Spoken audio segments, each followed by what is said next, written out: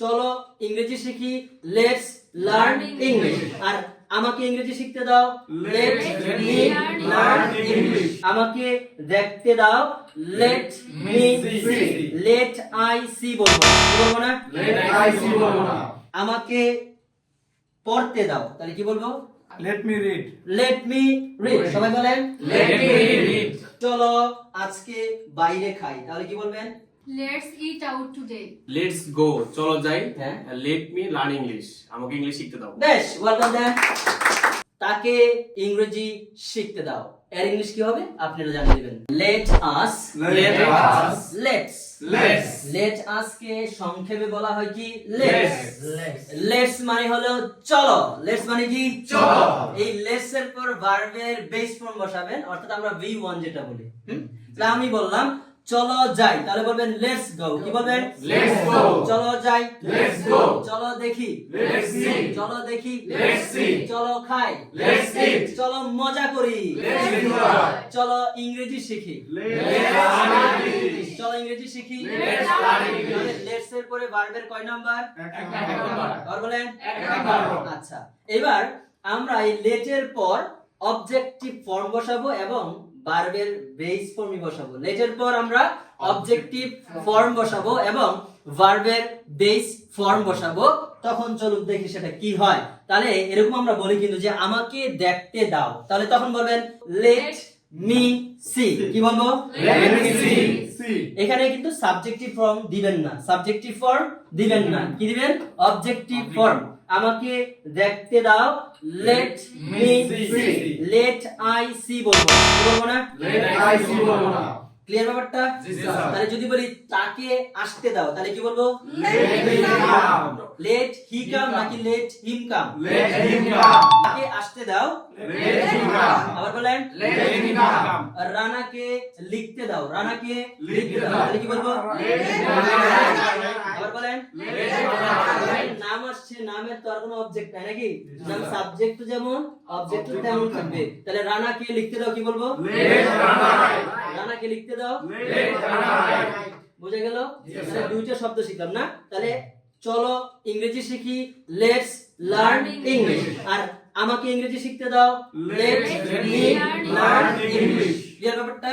Yes, sir. আচ্ছা, বুঝেছি? Yes, sir. তাহলে Yes, আপনি sir. একটু বলেন আমাকে পড়তে দাও, তাহলে কি বলবো? Let me read.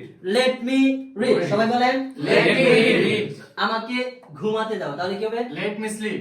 Let me slip. এবার বললাম তাকে শুনতে দাও, তাহলে কি বলবো? Let him listen. Let him Listen. Listen.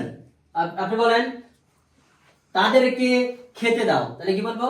Let them eat. Let them Eat. ইট। বুঝেছি? Yes, sir. ওকে, আর সবাই মিলে যদি করি তাহলে চলেন, বললাম চলো কক্সবাজারে যাই, তাহলে কি বলবো? Let's go to Kochisbazar. আবার বলেন Let's go to Kochisbazar. এটা হচ্ছে সবাইকে নিয়ে কোনো কাজ করলে, দল বল নিয়ে কাজ করলে কি করবেন? Let's. কি বলবেন? Let's. Let's. বুঝেছি? Yes, sir. তাহলে আপনি এটা বলেন যে চলো আজকে বাইরে খাই, তাহলে কি বলবেন? Let's eat out today. Today. Let's it out today. আপনি বললেন চলো আমরা ইংরেজিতে কথা বলি, তাহলে কি বলবেন? Let's speak in English. বেশ, কি হবে? Let's speak speak in in English. English. Clear ব্যাপারটা? Yes, sir. এবার একজন দুইটাই বলবো, লেটস এবং লেটস দিয়ে। আপনি একটু বলেন দুইটা সেন্টেন্স বানান, লেট দিয়ে এবং লেটস ব্যবহার করে। লেটস গো, চলো যাই। হ্যাঁ। লেট মি লার্ন ইংলিশ, আমাকে ইংলিশ শিখতে দাও। বেশ, ওয়েলকাম দেন।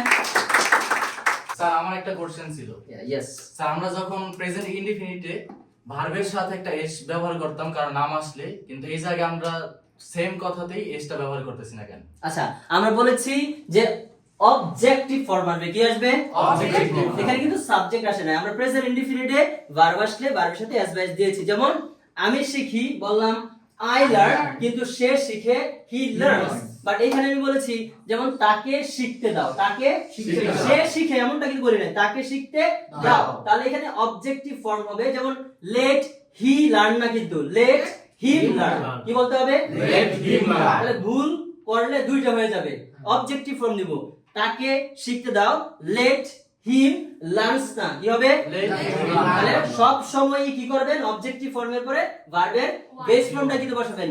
লেটস দিয়া যখন বসি তখনও বেস ফর্ম, এবং যখন বললাম আমাকে শিখতে দাও, তাকে শিখতে দাও অবজেক্টিভ ফর্ম আসছে, তখনও ভার্বের বেস ফর্মই বসাবে। বুঝেছেন ব্যাপারটা? Yes, sir. তাহলে বলেন let me try, Let me try. আমাকে চেষ্টা করতে দাও। আমাকে চেষ্টা করতে দাও। তাহলে এবার আপনারা বলবেন তাকে চেষ্টা করতে দাও, কি হবে?